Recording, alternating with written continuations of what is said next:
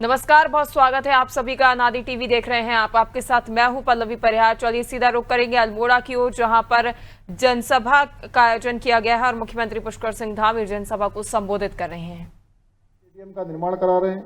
वहीं हमने दनिया में राजकीय महाविद्यालय के नए भवन का निर्माण भी कराया है, जिसका आज शायद लोकार्पण भी होने वाला है। इतना ही नहीं, हमने सरयू नदी लिफ्ट परियोजना के माध्यम से दनिया की पेयजल समस्या को दूर करने का भी प्रयास किया है।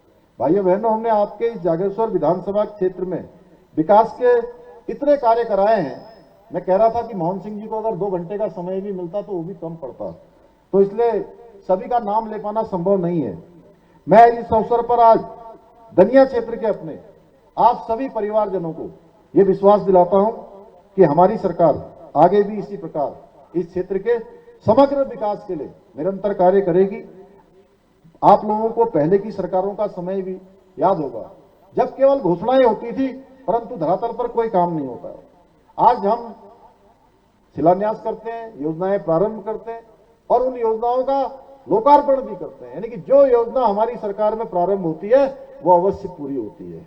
बीच में कोई योजना बंद करने का काम नहीं होता है। हम कांग्रेस की तरह सत्ता को अपनी बपौती नहीं बल्कि सेवा का माध्यम मानते हैं।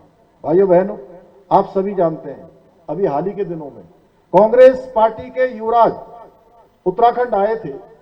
उन्हें अल्मोड़ा भी आना था, लेकिन मौसम का बहाना बनाकर वो पंतनगर से ही वापस चले गए और अगले दिन अंडोमान के किसी स्विमिंग पूल में मौज मस्ती करते हुए नजर आ रहे थे। उनका वीडियो सबने देखा होगा आप लोगों ने सबने।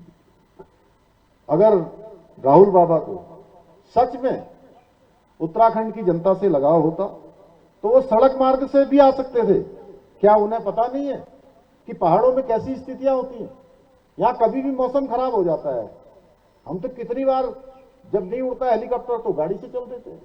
कितनी बार पता चलता है कि कल जो है मौसम खराब होने वाला है, रातों रात चल देते हैं, पहले दिन चल देते हैं। आप सब लोग चलते हैं, कोई अकेला ऐसा नहीं कि हम ही लोग चलते हैं। सारी परेशानियां हम देखते हैं, पर अब उत्तराखंड की जनता जागरूक हो गई है। सब समझती है कौन दिखावे के लिए आता है और कौन वास्तव में सेवा और समर्पण भाव से आपके साथ खड़ा रहता है। भाइयों बहनों, आपको याद होगा हमारे प्रदेश में नकल और पेपर लीक के कारण कितने ही प्रतिभावान गरीब माता पिता के बेटे बेटियों के सपने चकनाचूर होते थे। युवाओं के भविष्य के साथ किस प्रकार से खिलवाड़ होता था। हमने इन सब पर अंकुश लगाने का काम किया। हम देश का सबसे सख्त नकल विरोधी कानून लेकर आए, जिसका परिणाम हुआ कि पिछले 4 वर्षों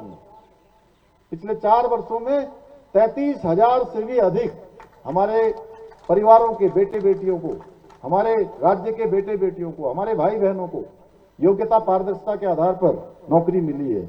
और एक भी मामले में कोई पर्ची, कोई खर्ची नहीं हुई, न कोई नकल हुई, न कोई भ्रष्टाचार हुआ। योग्यता का केवल एक मानक था, वो मानक था योग्यता, प्रतिभा और क्षमता। और गरीब माता पिता के बेटों बेटियों को अवसर मिलने लगा। 100 से अधिक नकल माफिया जेल की सलाखों के पीछे है।